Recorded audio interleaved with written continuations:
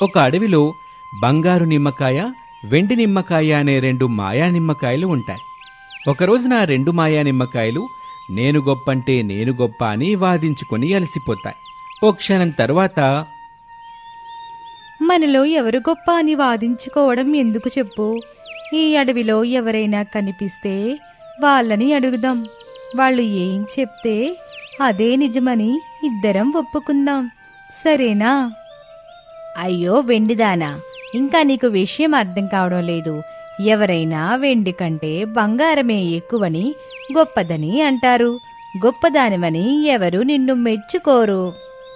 నువ్వు చెప్పేది నిజమైతే ఎవరినైనా అడగడానికి ఎందుకు నువ్వు ఒప్పుకోవడం లేదు? నేను చెప్పనా ఎందుకో? నువ్వు చెప్పుకునే గొప్పలో నిజాయితీ లేదు, నిజం అంతకన్నా లేదు.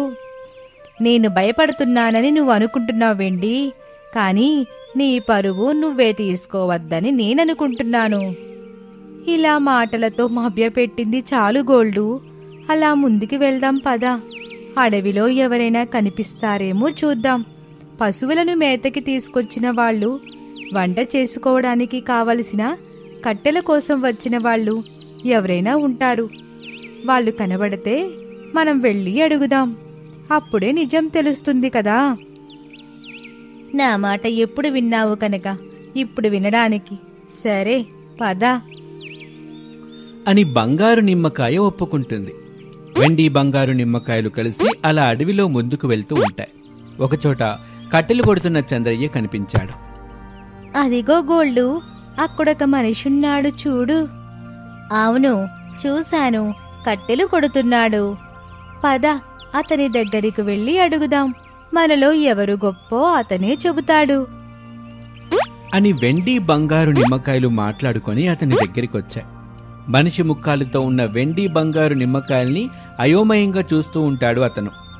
ఇలా చూడు పెద్దాయనా, భయపడకుండా మాలో ఎవరు గొప్పో చెప్పు. బాగా ఆలోచించుకొని చెప్పు అని చెప్పగానే చంద్రయ్యకి ఏం చెప్పాలో అర్థం కావటం లేదు. అతనికి అసలు నమ్మకమే కలగటం లేదు. వెండి బంగారు నిమ్మకాయలు ఉండటమేంటి, అవి తన దగ్గరకొచ్చి ఎవరు గొప్పో చెప్పమని అడగటమేంటి అని చంద్రయ్యకి భయమేసింది. ఇదేదో మాయాగాల్లో ఉందే. నన్ను వదిలేయండి, మీరు నన్ను చూడలేదు, నా దగ్గరికి రాలేదు, నాతో మాట్లాడలేదు, నేను మిమ్మల్ని చూడలేదు, మీకేం చెప్పలేదు. వామ్మో, ఇదెక్కడి వింతరా నాయనా అని చంద్రయ్య కొట్టిన కట్టెల్ని, తీసుకొచ్చిన గొడ్డల్ని అక్కడే వదిలిపెట్టి పారిపోతాడు. అది చూసి గోల్డ్ నిమ్మకాయ పక్కపక్క నవ్వుతుంది. వెండి నిమ్మకాయ కోపంగా చూస్తుంది. వెంటనే రెండింటికి ఏదో గుర్తుకొచ్చినట్టుగా ఆ 2 మాయా నిమ్మకాయలు అతని ముందుకొచ్చాయి. వాటిని చూసి చంద్రయ్య సడన్ గా ఆగిపోయాడు. నన్ను వదిలిపెట్టండి, మీకు దండం పెడతాను. ఇలా చూడు పెద్దాయనా, ఈ అడవిలో మమ్మల్ని చూసినట్టు కాని, మేము ఉన్నట్టు కాని ఎక్కడైనా ఎవరికైనా చెప్పితే నీ తల ముక్కలవుతుంది, నువ్వు చనిపోతావు. జాగ్రత్తగా ఉండు. నేనెవరికి చెప్పను, అసలు నేనేమీ చూడలేదు, నేనసలు ఈ అడవికే రాలేదు అని చెప్పి పరుగుతో వెళ్ళిపోతాడు. సరిగ్గా అప్పుడే పేద కోడలు అనామిక ఒక చేతిలో తాడు, మరొక చేతిలో గొడ్డలి పట్టుకుని బయటకొచ్చింది. అత్తయ్యా, కట్టెల కోసం నేను అడవికెళ్తున్నాను అని చెప్పింది. ఇక అప్పుడే అత్తగారు శారద బయటకొచ్చింది.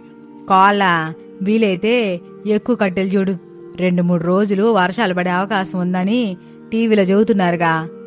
అలాగే అత్తయ్య, ఎక్కువ కట్టెలు చూసిన తర్వాతే నేను మీకు ఫోన్ చేస్తానులే. సర్లే కోళ్ళ, అప్పుడు నేను మీ మావయ్యని పంపిస్తానులే అని చెప్పగానే అనామిక ఇంటి నుంచి బయలుదేరి అడవికొచ్చింది. అడవిలో కట్టెల కోసం చూస్తూ అడవి మొత్తం తిరుగుతూ ఉంటుంది. ఒక చెట్టు మీదున్న వెండి బంగారు నిమ్మకాయలు అడవికొచ్చి కట్టెల కోసం చూస్తున్న అనామికని చూస్తాయి. ఏ గోల్డు, అదిగో అక్కడ చూడు, మళ్ళీ ఎవరో కట్టెల కోసం వచ్చారు. వెళ్ళి అడుగుదాం పదా. నేను రాను, నువ్వే గొప్ప అని నేను ఒప్పుకుంటున్నాను, సరేనా? నువ్వేదో నా మీద జాలిపడి ఒప్పుకోవడం నాకొద్దు, నిజాయితీగా ఒప్పుకోవాలి. పద, తన దగ్గరికి వెళ్ళి అడుగుదాం. ఇక్కడ నీకొక విషయం అర్థం కావడం లేదు. వాళ్ళు మనల్ని చూడగానే భయంతో పారిపోతున్నారు. పాపం, మనం వాళ్ళ జీవనోపాధి మీద దెబ్బ కొడుతున్నాం. ఈ అడగడాలు అవి వద్దులే. ఇదొక్కసారి ప్రయత్నం చేద్దాం పద. అని చెప్పి వెండి నిమ్మకాయ అక్కడి నుంచి వెళ్ళిపోతుంది. అయిష్టంగానే బంగారు నిమ్మకాయ బయలుదేరింది. 2 మాయా నిమ్మకాయలు కలిసి అనామిక దగ్గరికి వచ్చాయి. అనామిక వాటిని చూసి ముందుగా కొంచెం భయపడింది. కాని ఆ తర్వాత తేరుకొని ఇలా అంటుంది. వెండి నిమ్మకాయ బంగారపు నిమ్మకాయ ఉంటాయని చిన్నప్పుడు చందమామ కథల్లో చదివేదాన్ని. కానీ వాటిని ఇలా కల్లారా చూస్తానని మాత్రం అనుకోలేదు. ఇంకా నిన్ను నమ్మలేకపోతున్నానే. అసలు ఇది నిజమేనా లేకపోతే కళ? నీ పేరేమిటి తల్లి? నా పేరు అనామిక. చూడు అనామిక, అప్పటి నుంచి నేను మిమ్మల్ని చూస్తున్నాను. భలే బాగున్నారు మీ ఇద్దరు. చెప్పండి. ఇది కళ కాదు, ఇది వాస్తవం. అయితే కథలో ఉన్నది కల్పితం కాదన్నమాట. వారెవ్వా, నేను వెళ్ళి ఈ విషయం వెంటనే అందరికీ చెప్పేయాలి. మా ఊరు పక్కనే ఉన్న అడవిలో వెండి బంగారు మాయా నిమ్మకాయలున్నాయని, నేను వాటిని చూసి మాట్లాడానని. అప్పుడు నువ్వు తల పగిలి చనిపోతావు అని చెప్పగానే అనామిక సంతోషం మొత్తం పోయింది. బాధగా ముఖం పెట్టింది.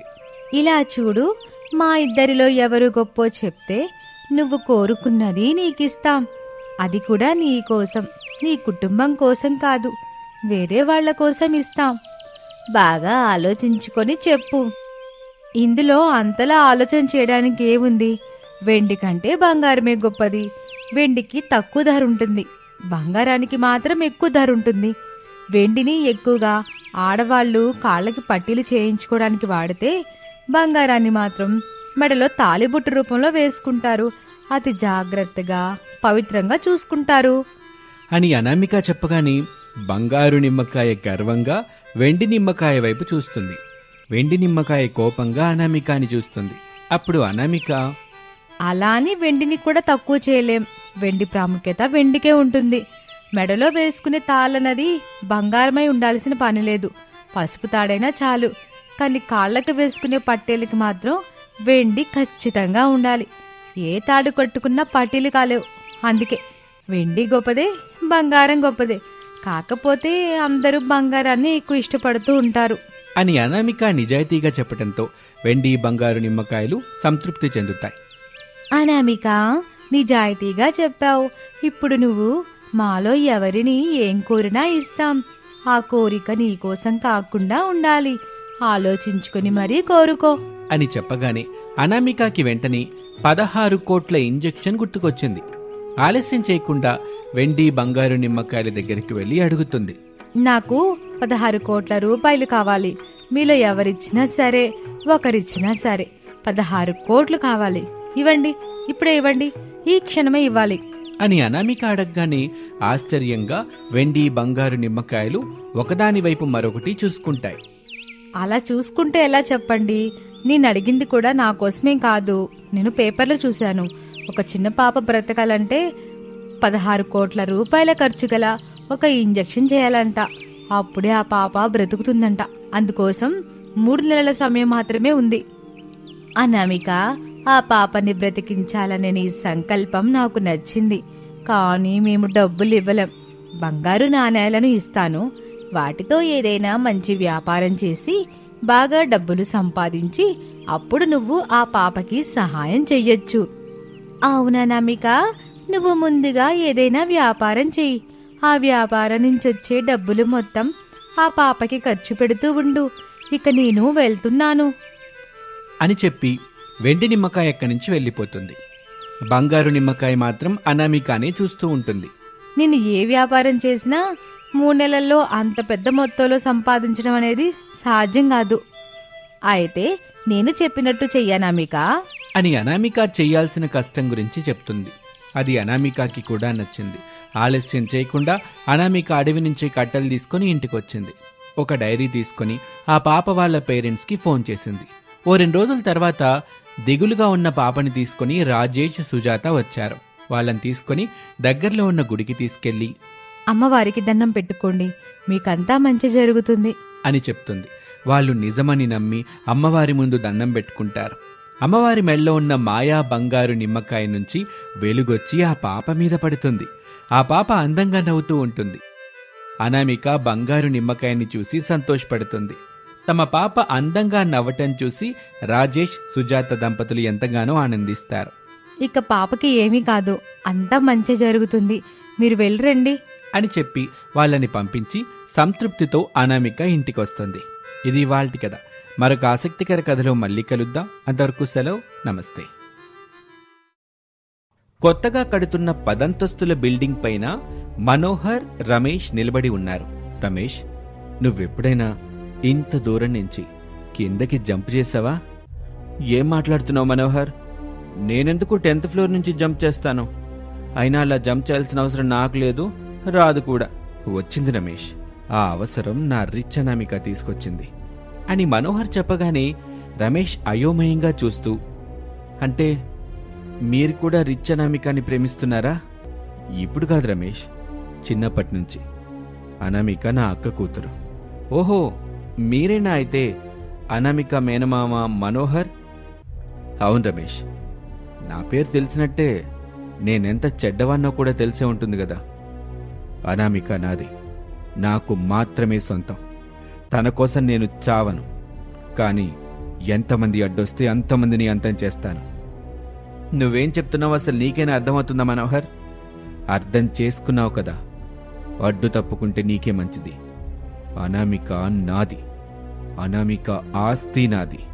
అనామికాని పెళ్లి చేసుకుని తన ఆస్తిని సొంతం చేసుకుని హ్యాపీగా లైఫ్ని ఎంజాయ్ చేయాలనుకుంటున్నాను. ఎంజాయ్ చేయండి, నేను మీ ఎంజాయ్మెంట్కి ఏమీ అడ్డురాను. నాకు చెప్పిన విషయమే అనామికకి చెప్పారా? అనామిక దృష్టిలో నేను హీరోని, నువ్వు విలన్వి, అర్థమైందా?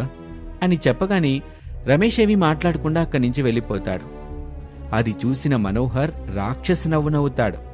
ఇక మరోపక్క పేద అత్తగారు శారద కొడవలి పట్టుకుని సెలయేటి వైపు వెళ్తూ ఉండగా తన భర్త ప్రసాద్ ఎదురుపడ్డాడు.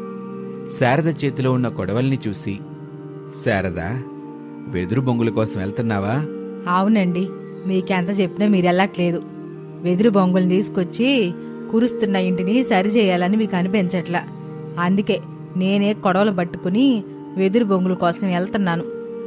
నేనెందుకు వెళ్ళటం లేదో నీకు అర్థం కావటం లేదు శారదా.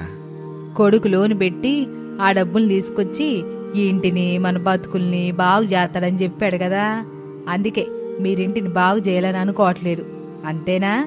అవును శారదా, కొడుకు చెప్పినప్పుడు మనం మన ఇంటి గురించి ఎందుకు ఇంకా ఆలోచించడం చెప్పు.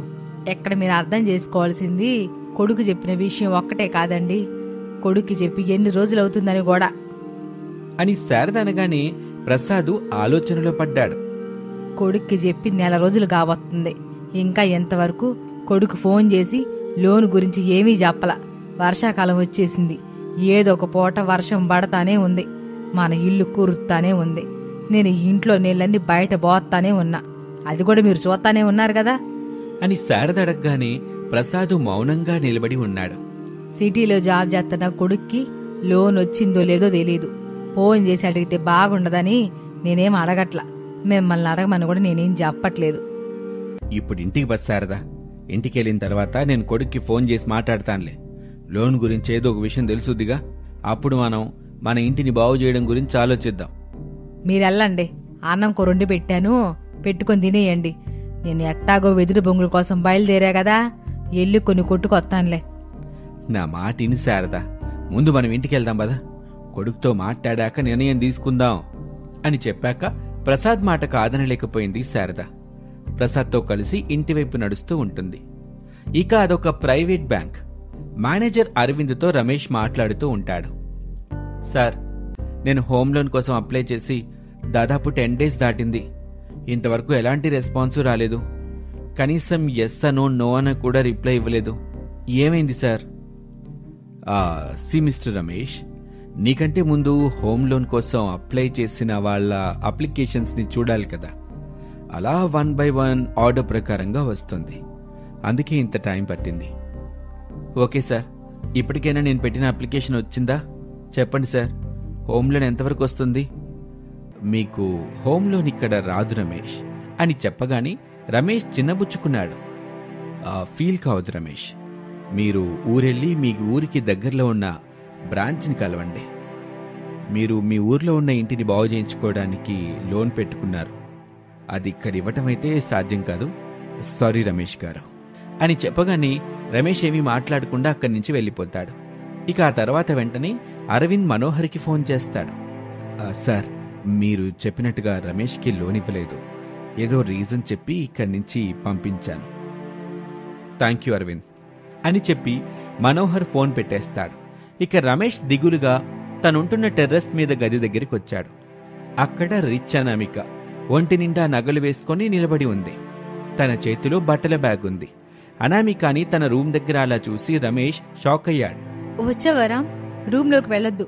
మనం ఇక్కడి నుంచి ఇలాగే ఏదైనా గుడికి వెళ్లి పెళ్లి చేసుకుందాం, లేదంటే ఆర్య సమాజ్కి వెళ్లి పెళ్లి చేసుకుందాం అని అనామిక చెబుతుంటే రమేష్ కంగారు పడుతూ తన రూమ్ తాళం తీసి లోపలికి వెళ్తాడు. అనామిక కూడా లోపలికి వెళ్తుంది. రామ్, ఏం మాట్లాడకుండా ఇలా లోపలికి వచ్చేసావేంటి? చూడను, మేం చాలా పేదవాళ్ళం. నువ్వు మాతో ఉండలేవు. నేనెందుకు చెప్తున్నానో నువ్వు అర్థం చేసుకోవడానికి ప్రయత్నం చేయను. ఈ మాట మనం ప్రేమించుకుంటున్నప్పటి నుంచి నువ్వు చెబుతూనే ఉన్నావు. ఎక్కడైనా నువ్వు ఉంటే చాలు, సంతోషంగా ఉంటానని నేను చెబుతూనే ఉన్నాను కదా. అయ్యో అనామిక, ఎలా చెప్తే నీకు నా బాధ అర్థమవుతుంది?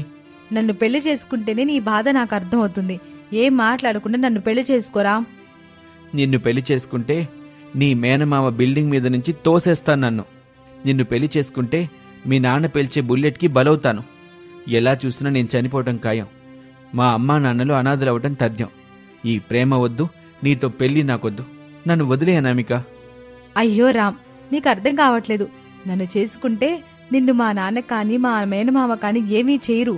ఎందుకంటే ఏ తండ్రి తన కూతురు పసుపు కుంకాలు తీయరు. మా మేనమామ కూడా అంతే అని అనామిక ధైర్యం చెప్పడంతో రమేష్కి అది నిజమే అనిపించింది. బాగా ఆలోచన చేసి ఒక నిర్ణయానికి వచ్చాడు. సరే అనామిక, మనం ఇప్పుడే గుడికెళ్ళి పెళ్లి చేసుకుందాం. ఆ తర్వాత వెంటనే మా ఇంటికి వెళ్దాం. సరే రామ్, ఈ మాట కోసమే నేను ఎదురు చూస్తున్నాను. వెళ్దాం పద అని అనామిక కూడా చెప్పగానే రమేష్ రిచ్ అనామికాని తీసుకొని ఆటోలో వెళ్తూ ఉంటాడు.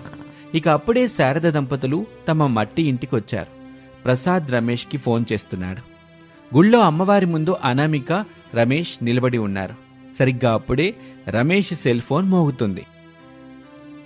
నాన్న, నేను ఒక ముఖ్యమైన పనిలో ఉన్నాను, మీతో మళ్ళీ మాట్లాడతాను అని చెప్పి రమేష్ ఫోన్ పెట్టేశాడు. పంతులు గారు గర్భగుడిలో నుంచి పూజ చేసి తాళిబొట్టు తీసుకొచ్చి రమేష్కి ఇచ్చాడు. రమేష్ తాళి కడతాడు. అనామిక సంతోషపడుతుంది. ఇక మనం మన ఇంటికి వెళ్ళిపోదాం పద. ముందా నగలన్నీ తీసి బ్యాగ్లో పెట్టుకో అనామిక. ఏం కాదులే రామ్, బ్యాగ్లో పెట్టుకుంటే భయంగా ఉండాలి. ఇలా ఒంటి మీద ఉంటేనే ధైర్యంగా ఉండొచ్చు అని చెప్పగానే రమేష్ ఏమీ మాట్లాడలేకపోయాడు. ఇక ఇద్దరూ కలిసి ట్రైన్లో డోరు దగ్గర నిలబడి సరదాగా మాట్లాడుకుంటూ రమేష్ వాళ్ళ ఊరికి బయలుదేరుతారు. ఓ 2-3 గంటలు గడిచాయి. వర్షం కురుస్తూ ఉంటుంది. ఆ వర్షంలోనే తడుస్తూ రిచ్ అనామిక, రమేష్ ఇద్దరూ మట్టి ఇంటి ముందు నిలబడి ఉన్నారు. ఇంట్లో ఒక మూల శారద దంపతులు తడవకుండా ఉన్నారు. అమ్మా అమ్మా అని రమేష్ పిలవగానే కొడుకొచ్చాడని సంతోషపడుతూ ఇద్దరూ గుమ్మం దగ్గరికొచ్చారు. రిచ్ అనామికాని దండలతో తీసుకురావడంతో వాళ్లకి విషయం అర్థమైంది. శారద, కొడుకు పెళ్లి చేసుకుని కోడని తీసుకొచ్చాడు. హారతి ఏర్పాటు చేయి. సరేనండి అని చెప్పి శారద వెళ్తుంది. ఇక రమేషు, అనామికలు వర్షంలో దడుస్తూ ఉంటారు. శారద హారతి తీసుకొచ్చి ఇస్తుంది. కుడికాలు పెట్టి ఇంట్లోకి రాకోళ్ళా? అలాగే అత్తయ్య అని చెప్పి అనామిక ఆ మట్టి ఇంట్లో వర్షంలో తడుస్తూనే కుడికాలు పెట్టింది. అమ్మా, తన పేరు అనామిక. చాలా డబ్బున్న వాళ్ళు. నన్ను ప్రేమించి పెళ్లి చేసుకుంది. నాతో పాటు జీవితం పంచుకోవటానికి వచ్చిందమ్మా. అయ్యో తల్లి, మేముండడానికి సరిగా ఇల్లు కూడా లేదు. చూస్తున్నావుగా మా ఇల్లు ఎట్టా ఉందో. బాధపడకండి అత్తయ్య, మీరలా కూర్చోండి. నేను మొత్తం ఈ నీరంతా బయటపడేస్తాను. వద్దులే అమ్మా కోళ్ళ, ఆ పని మీ అత్తయ్య చేస్తుంది. నీకెందుకు చెప్పు? నేను చేస్తాను మావయ్య, నాకైతే ఏమీ ఇబ్బంది లేదు అని చెప్పి అనామిక ఇంట్లో నీళ్లన్నీ ఎత్తి బయటకు పోస్తుంది. ఇలాగే రోజులు గడుస్తూ ఉంటాయి. రిచ్ అనామిక పేద అత్తగారింట్లో కాపురం చేసుకుంటూ సంతోషంగా జీవిస్తూ ఉంటుంది. ఇది ఇవాల్టి కథ. మరొక ఆసక్తికర కథలో మళ్ళీ కలుద్దాం. అంతవరకు సెలవు. నమస్తే.